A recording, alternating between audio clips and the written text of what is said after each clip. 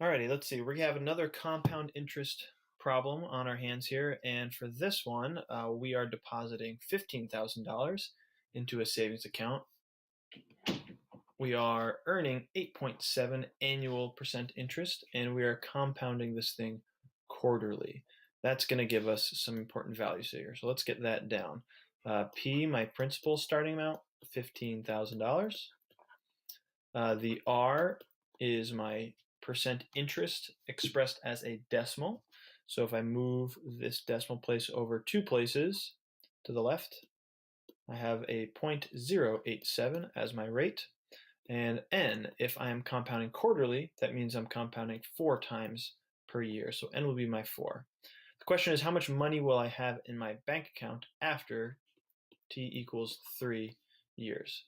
So just like the last one, all we're going to do is we're going to take all of these values and plug them into their respective places in our formula here. So here we go. A is going to equal 15,000 times 1 plus 0.087 over 4 raised to the 4 times 3 power. And I'm going to type this into my calculator. Again, be careful with your parentheses. I would put parentheses around this fraction. I'd put parentheses around this exponent. And then you're going to crunch your numbers here. And actually, if you want, if you're not getting the answers that you're expecting, or at least what I'm showing on this video, what you can always do is you can kind of simplify these pieces. You can take this exponent, you can multiply 4 times 3, and you can say, all right, well, instead of using 4 times 3 in my calculator, I'm just going to write 12. Or you could figure out what this fraction is, and you could substitute that number in, or you could even simplify all the stuff that's inside your parentheses. However you want to do it is up to you.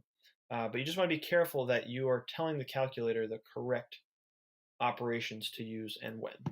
But when you put all those numbers together, whether it's a calculator or in one step or several steps, you should come out with A equals $19,419.01 So this is how much money you should have in your bank after 3 years of quarterly compounded interest. And there you go.